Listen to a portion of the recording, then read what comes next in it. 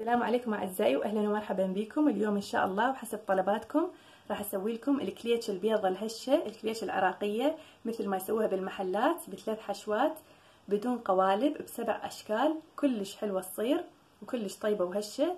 الوصفة كاملة موجودة على قناتي الطبخ العربي سومة على اليوتيوب. اهلا وسهلا بكم.